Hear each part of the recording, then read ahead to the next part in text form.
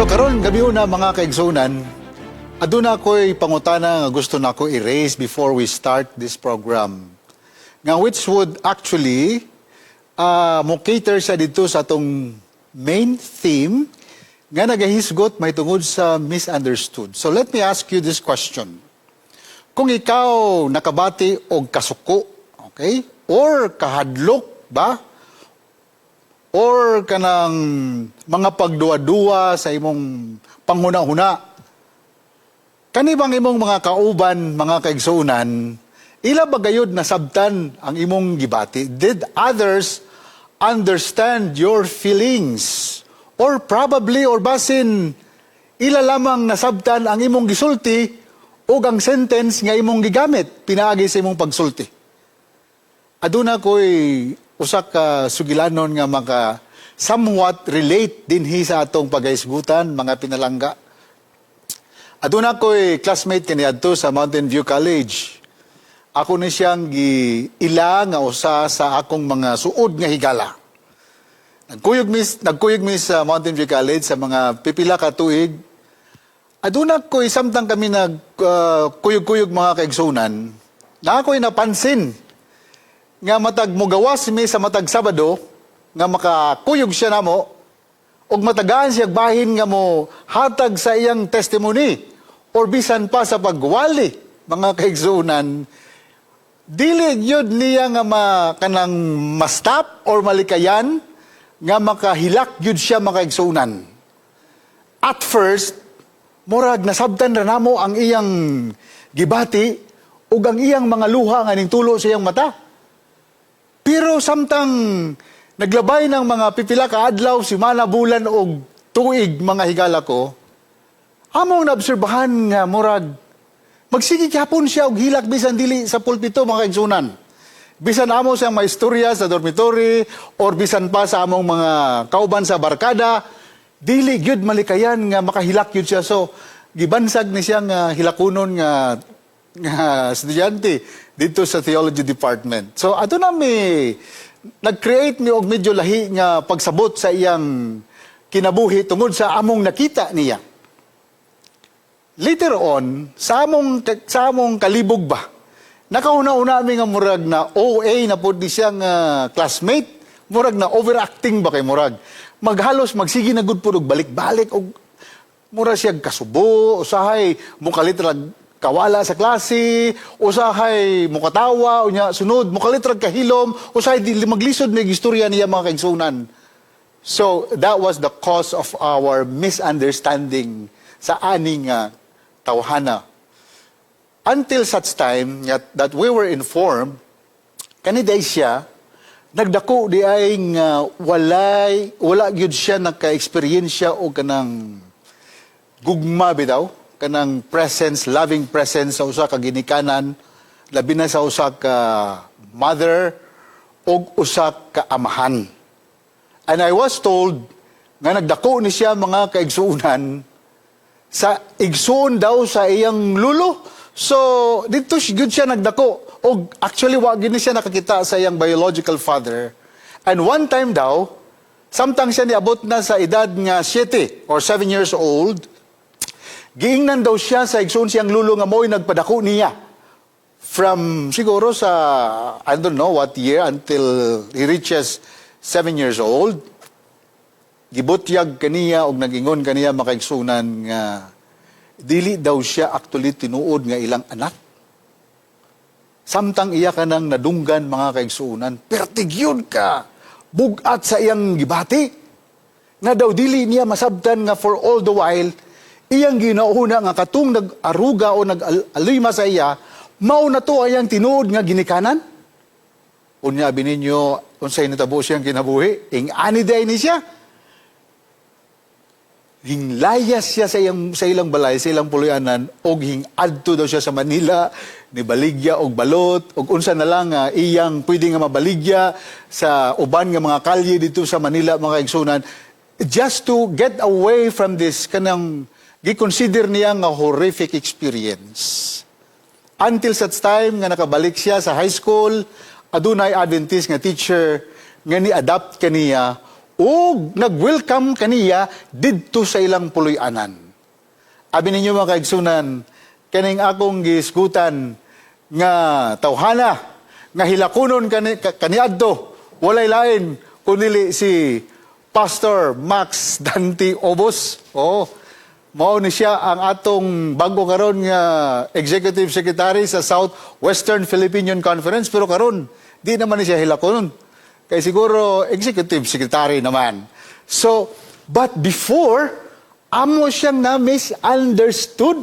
Tungod kay among nakita, kanarag yung iyang gitawag sa in English nga overt behavior mga kaigsuunan. Pero, aduna day siya lain nga gibati nga unta amo usab nga masabdan.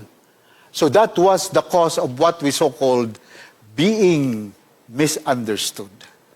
Karong gabi una, adunay sugilanon dinhi sa Biblia nga sulusama gihapon sa nagian ni Pastor Obos.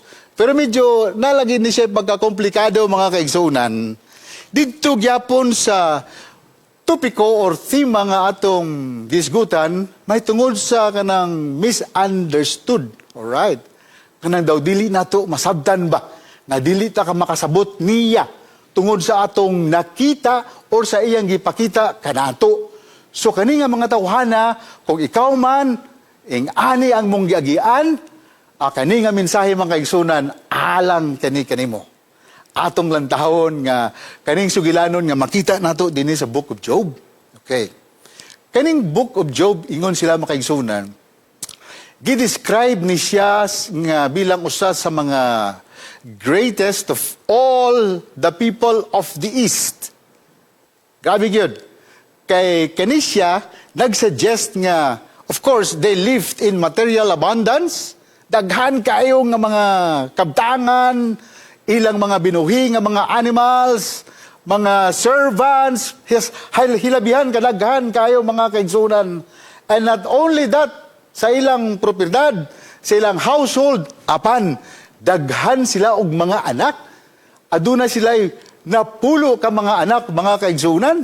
Ingon din sa Job chapter 1, 7 ka mga lalaki og 3 ka mga babae. All of these were born to him. And verse 3, og tanan nila nga possessions were 7,000 sheep, 3,000 camels, 500 yoke of oxen, and many, many others.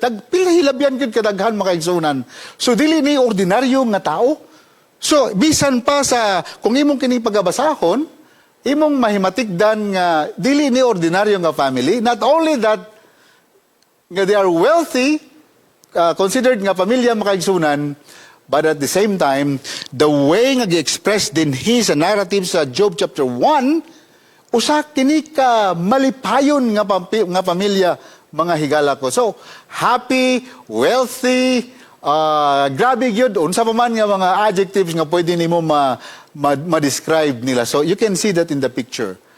So, mo kini ang nahitabo, no? This is if kung ang ato ning hulagway ang sulod sa ilang pamilya, grabe gyud kay ilang mga kabataan usahay daw mo gather na sila alang sa pagpista kay daghan man, no? Mo silibrar sila, mo ihaw sila. Grabe gyud ang close knit nga gitawag dinhi nga joyful family culture, as they said. And Job's wife likely, according sa storya, played a central role in nurturing all this kind of relationships. She was part of this, brothers and sisters in Christ. And so, in the whole picture of the story, ingon sa uban mga kaigsunan, kanitang sugilano ni Job, gilantaw doon sa uban nga mga theologians, nga sulusama sa usa ka drama nga nahitabo, no, nga nagset between sa langit ug sa yuta. It is a courtroom drama sama sa nahitabo sa kanang gitawag nato nga korte mga kaigsunan between heaven and earth. So it's like a battle between heaven and earth. Unya ang surprising nga bahin ani actually is si Job gicast ba as the solitary defendant niini nga panghitabo mga kaigsunan. He was the only one defending himself in this particular case. And Satan being actually the accuser in this particular case. Pero adunay challenge sa ani nga sugilanon. Samtang kita nagalantaw sa sugilanon ni Job, adunay twist ani mga kaigsunan kay pag mobasa manggod ta ani nga sugilanon bisan pa sa akong mga wali kaniadto, makahimo dayon ko og kanang konklusyon ba nga kani si Job simbolo gid ni siya sa kanabitang simbolo sa paglahutay, kanang simbolo or symbol of endurance. Unya, the problem is, ang atong paglantaw sa iyang asawa, dili sulusama sa atong paglantaw kay Job.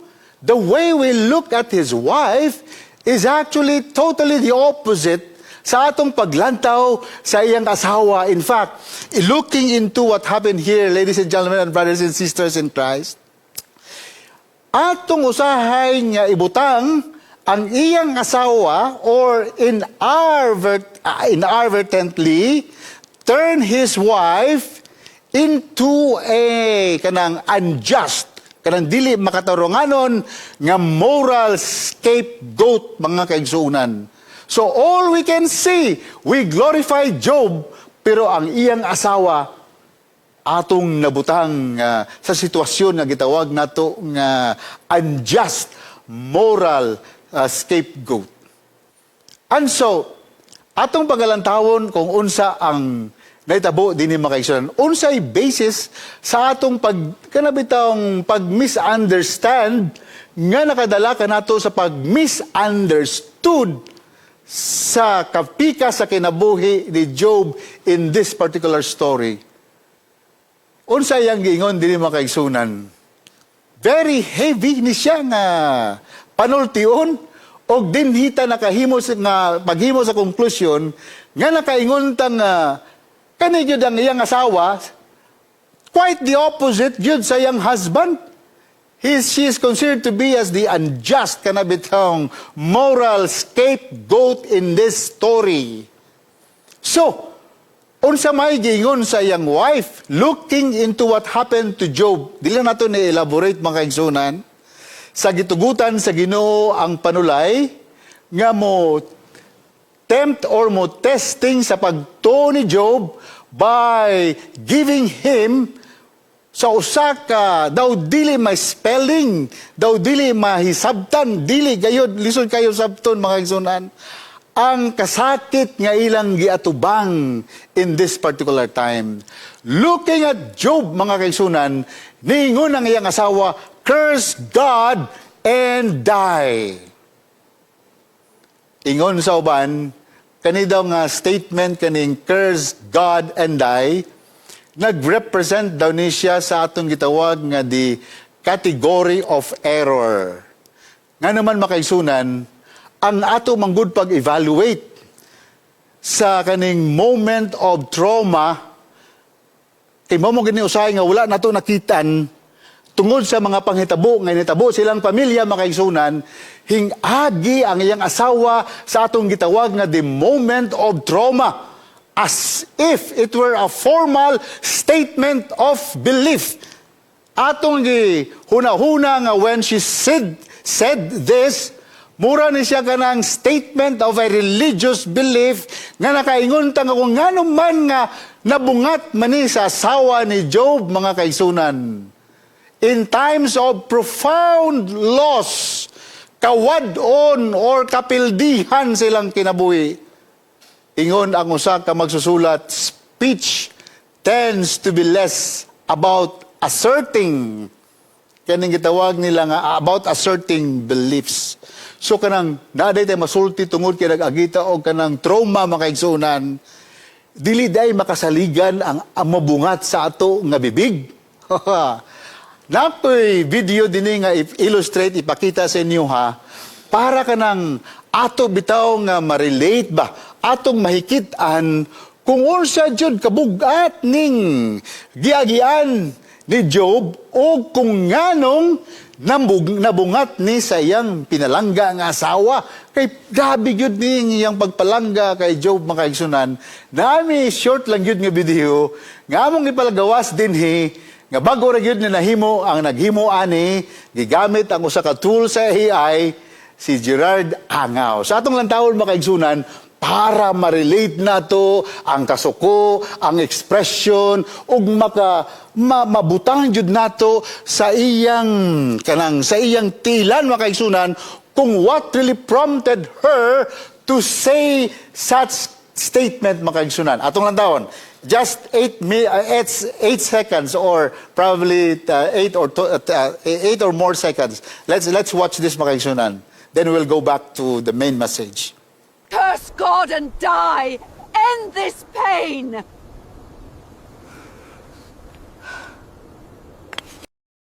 You see that, mga kaigsunan?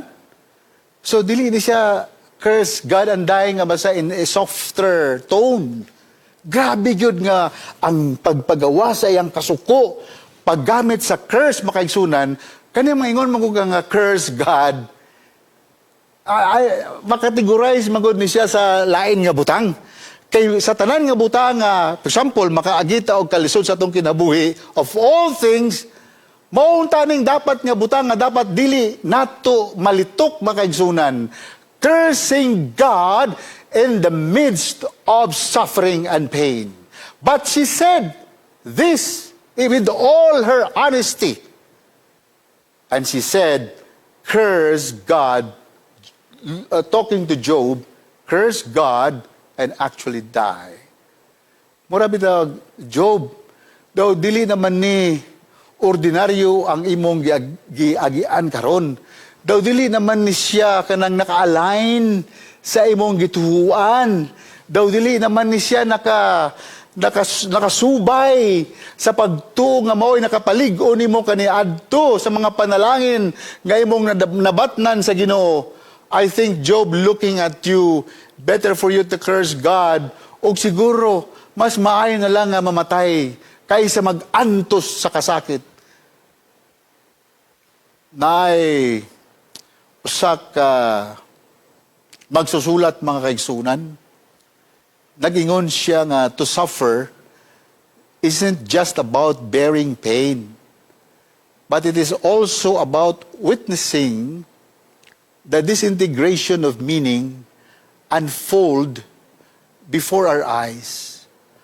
At ang pag-antos daw, dili lang kay pagdala sa kasakit, pagbitbit sa kasakit mga igsunan, apan usab ang pagsaksi, that you become a witness sa pagkahugno, sa kahulugan, sa kinabuhi mismo, sa atubangan, sa imong mga mata. It's happening right in front of you.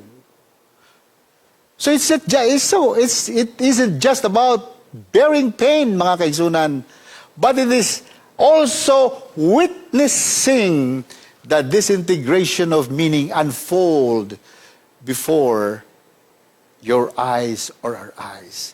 Ting-ani ang nahitabo sa asawa or sa wife ni Job. Looking into the past, mga kaigsunan, o looking into sa presente nga panahon sa kundiin, nagsuffer a whole family. So you see that disintegration, mga kaigsunan, saksi sa pagkahugno, sa kahulugan, sa kinabuhi, nga nahitabo mismo diha sa iyang atubangan. So it was not an easy life for her. But yet, mga kaigsunan, we look at her, ato siyang gi-consider nga unjust moral scapegoat. Dahil mga pipila ka mga prinsipyo nga angay na to pagalantaon din sa sugilanon sa wife ni Job. Principle number 1.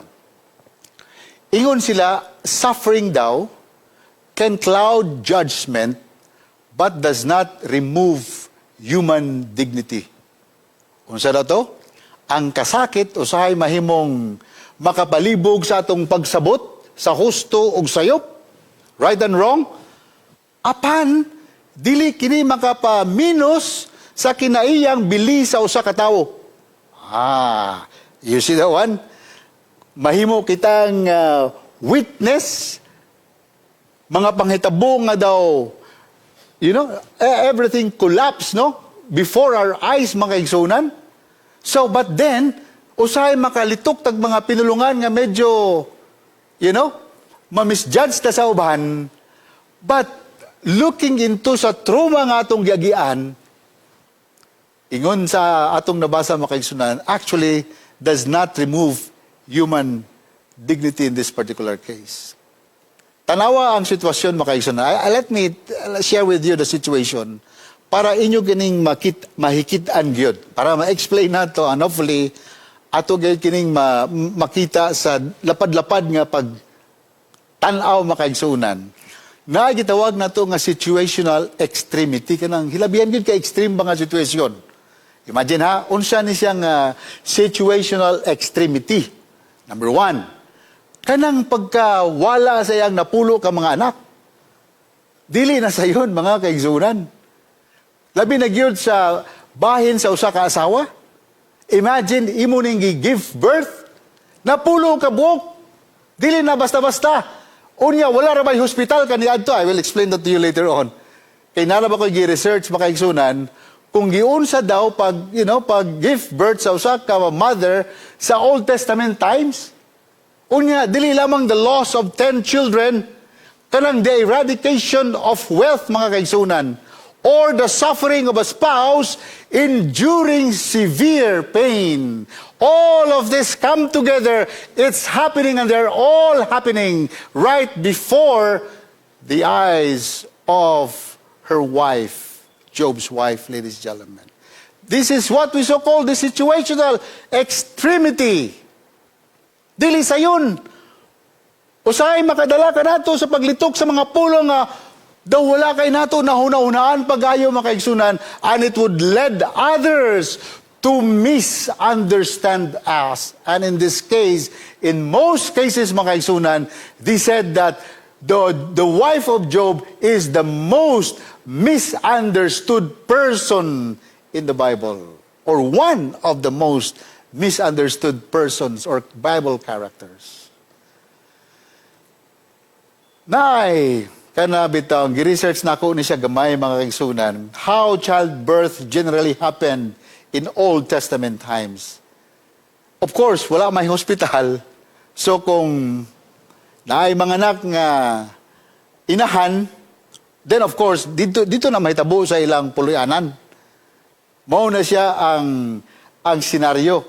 Unya daw, kaning pagpanganak, they said almost and always took place inside the home, usually in a private room or a woman's space. Unya, other than that, wala bagyo'y formal medical facilities nga sama sa atong panahon karon, mga kaigsunan. Wala yun. So, makita nimo nga bisan karon gani no nga natay medical facilities nga makatabang sa pagpanganak sa usa ka inahan. But it was, bisag sa akong wife the first time nga nanganak ang akong wife sa among first son, mga kaigsunan, first child, I was asked kung gusto ba ko nga mutanaw. Pero wala dyan ako nakayanan, mga kaigsunan, kay labihan dyan kalisod kayo kaning pag-struggle sa inahan.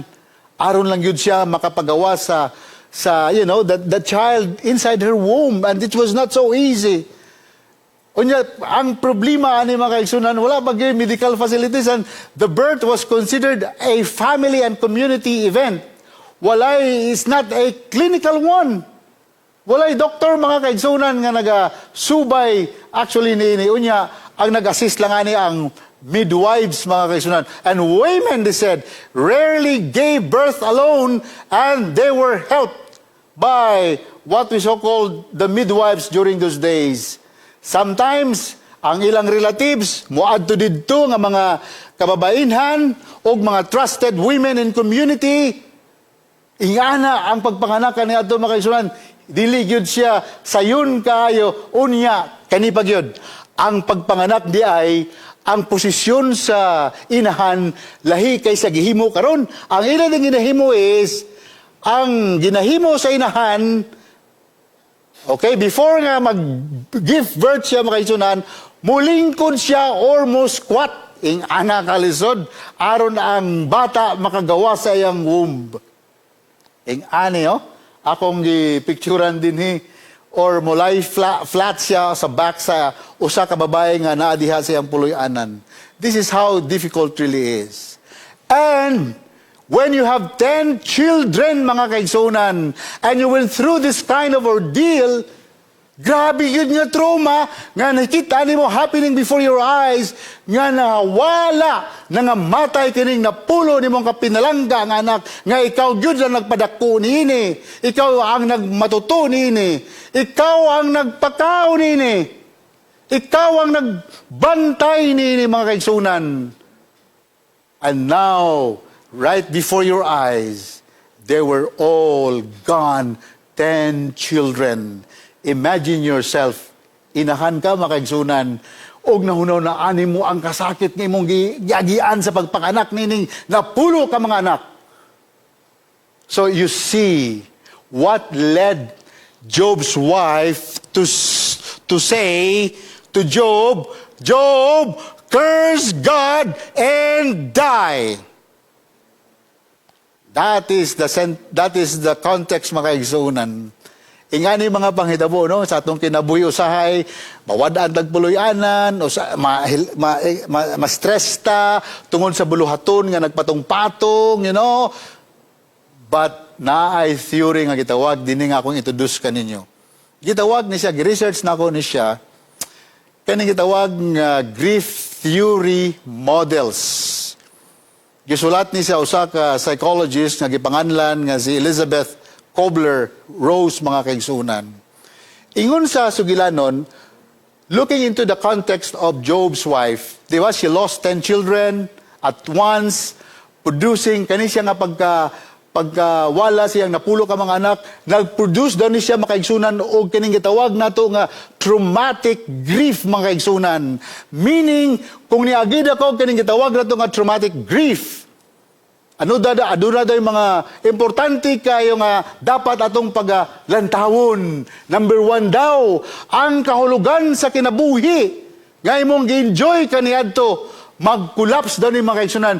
Meaning collapse, traumatic bereavement, and then it will lead you to complicated grief disorder.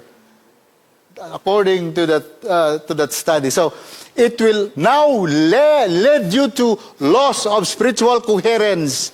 Kung makaagi ka nga grief, kaning extreme grief, mga igsunan, ang tendency daw, mawadaan ka og spiritual coherence. Ang imong language, murag dili na nimo masabtan.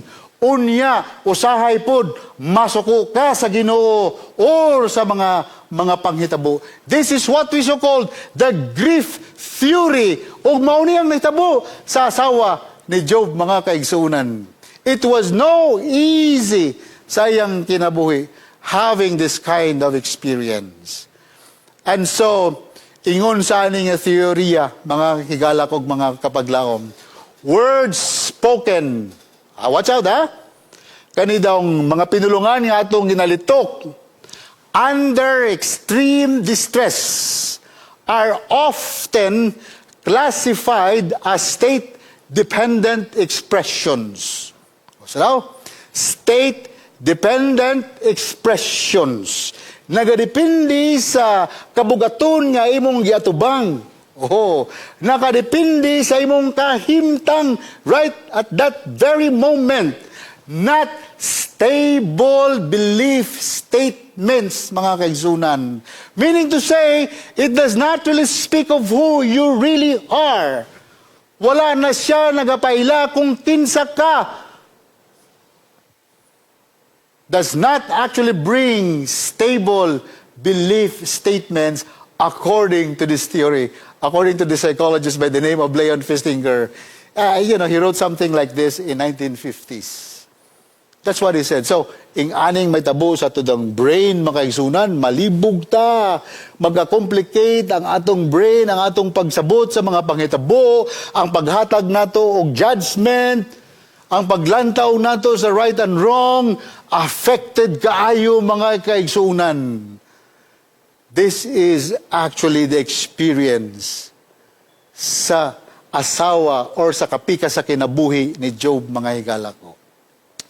Principle number 2. Kung ingani ang iyang yagihan, unsa man ang sunod nato nga angay pagalantawon dinhi sa sugilanon sa asawa ni Job, sa wife ni Job.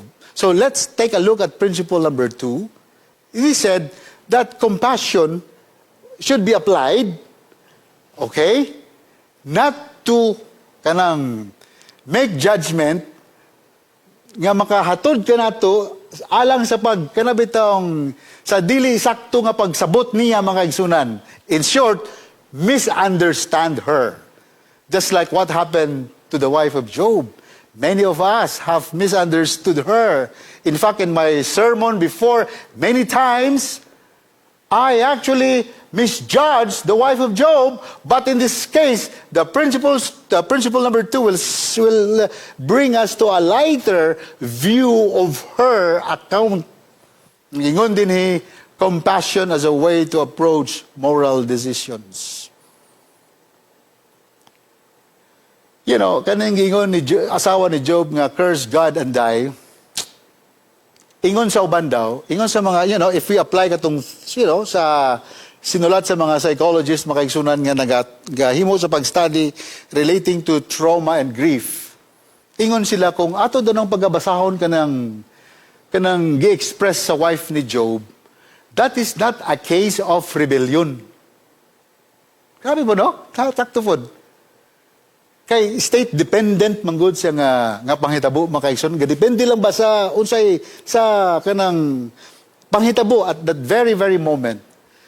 Her words should not be considered as a case of rebellion, but as desperate compassion, mga kaigsunan. Mao ni ang dapat i-apply nato kung magalantaw kita actually sa pinalangga nga asawa ni Job in this particular case. So, in this case, mga kaigsunan, na ay hinggawas din nga punto nga ngay nato pagalantawon. Ang iyang reasoning may be understood this way. Parang ngani ba? Katong ningon bitaw siya nga curse God and die. You know, telling Job. So if God will not end his suffering, tanawa ha, in the context sa suffering nga ilang giagian that very time, perhaps mga kaigsunan, death is the only mercy left. Oy. Wala na ilain mga option. Kay dili na makaya. You know, looking into the situation of Job, not only Job himself, sa tanan nga nitabo silang paligid, and the whole family mga kaigsunan, mas maayo pa, you know, nga si Job will actually go into that experience of death because to her, when she said that, death is the only mercy left, mga kaigsuunan. So that's why, in principle 2, compassion as a way to approach moral decisions. Here we go.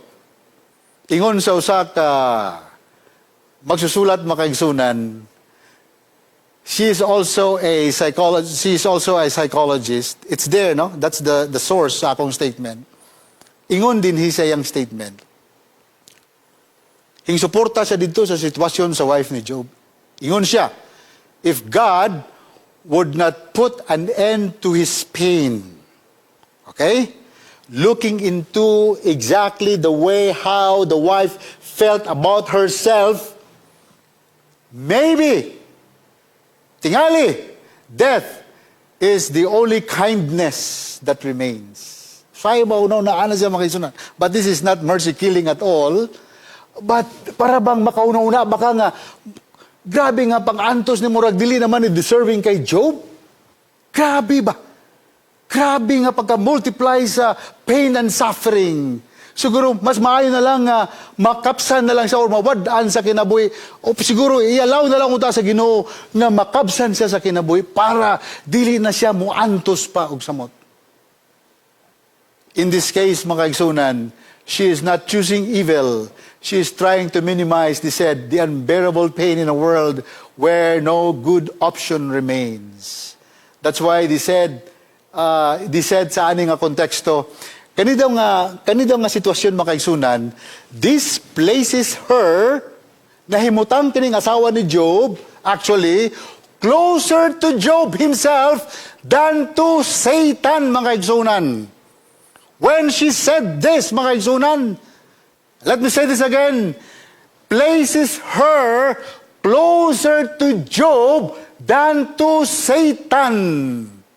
Nga naman, kaysa Job chapter 3, kung imong pagkabasahon din yung mga kaigsunan, Job also longs for death. He also questions God in this particular case. And the difference, they said, is not in the content of their despair, but in the narrative permission we grant them, ladies and gentlemen. That's the thing. Let's go to principle number 3.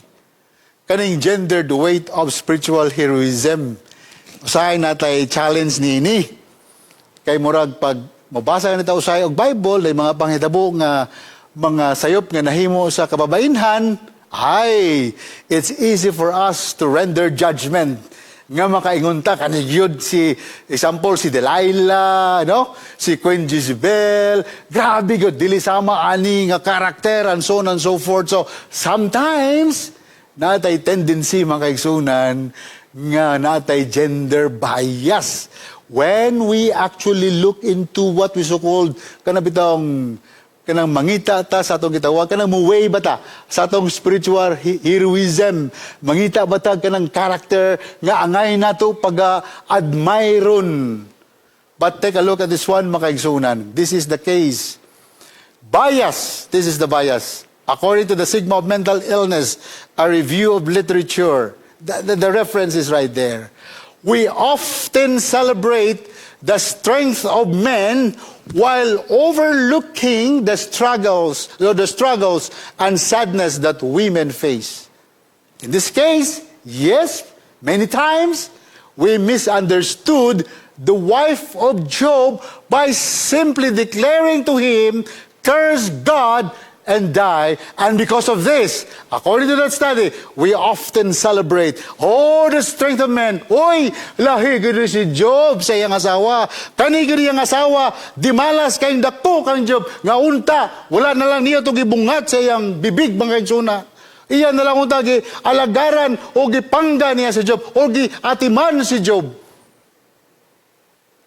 We overlook, ladies and gentlemen, sometimes the struggles and sadness that women face.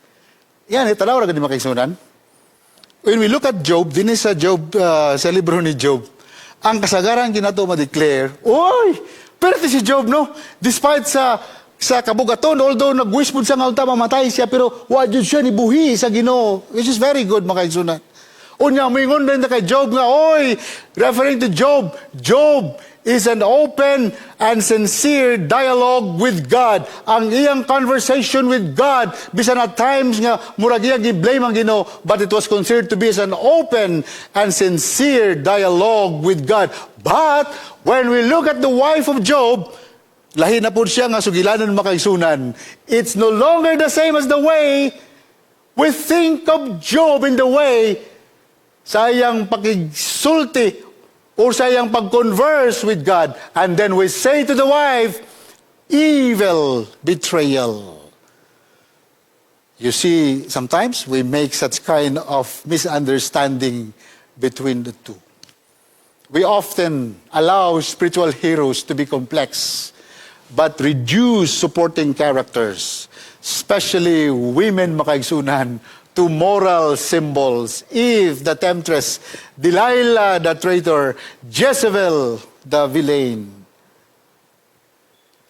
But, there is a scripture simplification. Bisag, nagsigi kong basa mga gisunan ba? Despite bitaw nga gibungat na sa asawa ni Job, ako gining gi-review, I could be wrong with this, pero akong nakita, nga wadjog ka di ka makabasa og statement diha, nga despite sa gibungat nga sa asawa ni Job, ka nagningon sa kay Job nga curse God and die, but God does not condemn Job's wife. Nakabasa ba ka makaigsunan nag-condemn sa Ginoo si Job, ang asawa ni Job, by saying so? Curse God and die, Job. Na ay panultiyon nga nagingon din makaigsunan. Akong basahon din kay gamay. Usahay di ay, na ay silence ba? Kay naman ko sa communication, dili day permi nga, for example, na ay mga panghitabo, magsige day tagstorya. Na day time nga usay mo posta, ug maminaw ta makaigsunan, and would choose silence over noise. Kay igilom raman ang Ginoo. Despite sa grabe nga pag-declare sa asawa ni Job nga, itunglo na gyud ang Ginoo.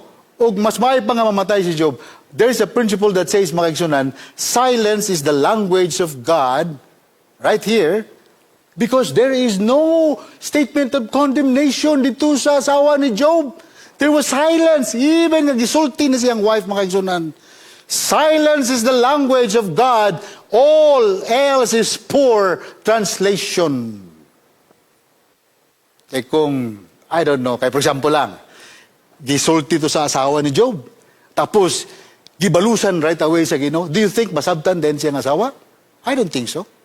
Usay mga pangitabo nga ako ning na-experiencean makaigsunan. For example, I'll just, dili na ako magpangalan makaigsunan. Usay ba makaingon ta nga, uy, nganong iya man tong gi-post? Nga murag, grabe man to. Nga murag wa may respeto sa ani-ana. Pero usay makaigsunan, naday siya giagian nga, grabe jud nga kalisod. Nga tungod sa kalisod niya yang giagian nga daw dili na makaya niya masabtan makaigsunan, nakahimo siya sa pagbungat ni adto nga mga pinulungan. Sometimes moingon lang ko nga in my own way of answering things o sa ana nga mga pangitabo, pasagdi lang sa kay maabot ra ng panahon nga makabalik siya og sakto sa iyang panguna-una. Ayaw lang sa ilabti. Kay kung imo na siyang i-argue sa panahon nga daw dili pa sa kasabot sa iyang gibati, wa gyoy solusyon nga may tabo makaigsunan. Your silence will not betray you. It will actually reveal you, makaigsunan. So the silence of God will not actually betray Him. Actually, it reveals as to who really God is, even in our own experience, mga kaigsunan. God, atalawa ha, wala gi-condemn sa Ginoo ang asawa ni Job. But here is the thing, but God explicitly condemns Job's friends for misrepresenting him. You can read that in Job 42 verse 7. But his wife, mga igsunan, despite sa kabugaton nga yang gi-accuse, nga gihimo niya, gisulti niya kay Job against God, but God never condemned the wife of Job, but God condemns Job's friends for misrepresenting him. His restraint toward Job's wife suggests something profound, mga kaigsunan. So in this case, mga kaigsunan, duwar daw kabutang. God distinguishes between defiant theology and broken speech, mga kaigsunan. Usahay makaingon ta, oy, katong gibungat sa asawa ni Job. That is a case of defiant theology. Because she was mentioning God in her statement. And not only mentioning God, but she was cursing God at the same time. So, it was a case of defiant theology. But in this case, because God, wala, Jud, gikondemn sa Ginoo si Job, ang asawa ni Job, except his friends, mga kaigsunan. So God here, again, distinguishes between defiant theology and broken speech. Ingon din si Job, oy, when Job heard this, oy, you speak one of the foolish women. Di ba? You speak as one of the foolish women would speak. Ako ni siyang gikuan ba? Gi-analyze mga kaigsunan. Unsay buot pasabot. Sa ako nga impression, upon reading this statement, murag hinggawas bitaw nga kaning imong pagpanulti karon dili man ni ikaw. Or something to that effect.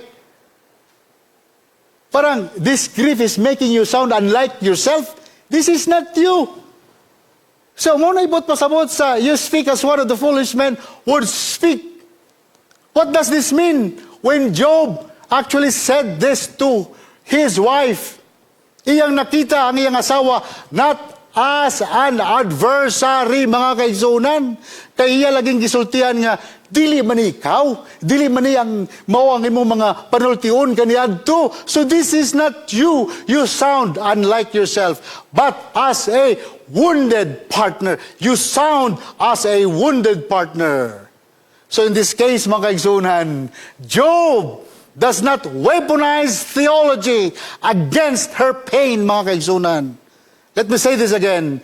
He does not weaponize theology against her pain. Kaya usahay bitaw, atong butangan og bala kani atong theology, kay para atong matunglo ka ng tao nga nakasulti ni ana nga butanga, dili angay nga isulti makaigsuunan. So take a look at this. Principle number 4, this is the last. Kaning pagka malahotayon, endurance speaks. Ingon din sa usa ka statement, the redemption of Job's wife does not come from a speech or an act of repentance. Have you noticed that? Kaya wala kayo mabasa ni. Or a public expression of faith. Wala, mga igsunan. But she was redeemed at the latter part of the story. Does not come from a speech. Kaya wala man siya gisulti pa after this nga makahatod kaniya dito sa iyang pagbasol sa iyang gihimo, makaigsunan, or an act of repentance or a public expression of faith. Apan makaigsunan, it actually ang iyang repentance makaigsunan kaning atong, di ba, ang redemption makaigsunan sa asawa ni Job gikan di ay sa iyang continued presence. Kanang mapinadayunon nga presensya diha sa giliran ni Job despite sa lisod kayo nga giagian ni Job makaigsunan. Nay usa ka statement nangingon dinhi. Usa ni siya ka American poet makaigsunan, si Madeleine Engel. She said, being present is one of the most commendable moral actions during times of suffering. To remain in a situation where resolution is not possible, tanawa ha, is not indicative of weakness, ladies and gentlemen. Rather, it reflects a commitment to loyalty without the expectation of reward. Dili sa yun, makaigsunan? Di ba? Despite nga nabungat to sa asawa ni Job, iya bang gibayaan ang asawa, iya bang gibayaan ang iyang bana nga mao si Job? She stayed there, makaigsunan. That was a case of endurance, the presence of his wife. Ninumduman ko katong hospital ko sa Davao kanadto, almost a month ko makaigsunan. Dito ko sa ICU. My wife would sometimes go there, lahi giday ng pagnaka sa hospital bed.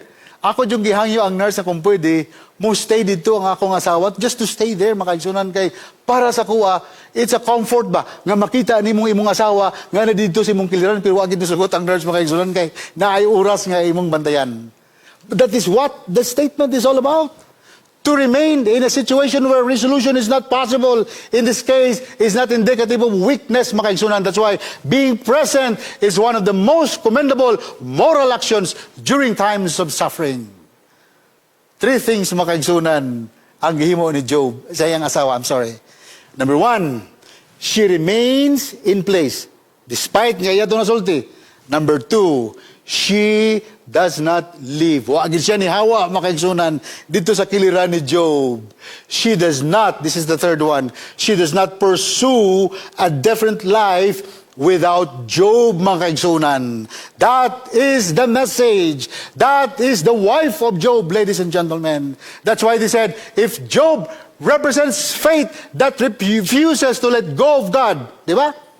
He represents faith that refuses to let go of God. What about his wife, makaigsunan? Job's wife represents love that refuses to let go of a dying man, ladies and gentlemen. That is the difference between the two. Both represent sacred manifestations of resilience. Both exhibit imperfections, makaigsunan. Pareho ra gyud, and both reflect the human condition. So he said, kung na daw si Job karon sa atong panahon makaigsunan, ang asawa ni Job, I'm sorry, we would not, of course, consider her as a blasphemer for saying so. Why? Because number one, we would think of her as a weary caregiver, feeling utterly exhausted and overwhelmed. Number two, a broken mother grappling with profound loss. And number three, a partner helplessly witnessing a loved one fade away, or a loved one who was actually dying. And in this story, ladies and gentlemen, and sometimes we would say, not that how weak her faith was, dili kung unsa kaluya ang iyang pagtuo, but actually how heavy her love must have been, ladies and gentlemen. No vindication, no explanation, but only mercy from God Himself. That's the only way for God to understand her grieving wife, ladies and gentlemen. Faith did not take away her anguish. Instead, they said love carried it forward and endured it, ladies and gentlemen. So in this message, this is my parting words to all of you. In this particular story, ladies and gentlemen, we may be understood by others because of what we're going through. Actually, in the case of Job's wife, ladies and gentlemen, love speaks its truest theology by staying sa iyang kiliran. And perhaps God, who hears even the groans we cannot form into prayer, mga igsunan, but that is already counted as enough. He never fails to understand and never misunderstood us. And He continues to walk with us even when we are in our valleys of death and suffering, ladies and gentlemen. This is the God who will never fail to misunderstand us. So karong gabi ho na makaisunan, this is just the beginning of the message. Tomorrow, another case of a person in the Bible who was also misunderstood, but God carried him through and allow everyone else right there to understand God's leading. That's why in this case, makaisunan, katong tanan nga nangawala sa kanila, but because he stayed with endurance on the side of Job, makaisunan, gibalik tanan sa Ginoo sa Job ug sa iyang asawa. And then, imagine, she was able to give birth again to another 10 children, mga kaisunan. Isn't that beautiful? Love speaks its truest theology by staying. And that speaks a lot. In this case, she is no longer misunderstood. And now, we understand why she said such thing, mga kaisunan. Let us bow our heads. Heavenly Father, we thank you for the beginning of the first night of the beginning of this series. How happy we are to be connected to the story of Job's wife. Times when we fail to understand some people who are in pain, people who are going through or walking through the valley of immense suffering and sometimes death. But thank you, Lord, for the message, for giving us a beautiful spiritual understanding to see beyond what our eyes can see and to feel beyond what our hearts can feel. The way you see or saw Job's wife. Because everyone is valuable in your sight. May God's blessings be upon each one of you tonight. Kamo nagalantaw o nagapaminaw nini nga programa ang Ginoo maanaa ka ninyo. Not only this today, but henceforth. Thank you, dear Lord, for answering our prayers. In Jesus' name I pray.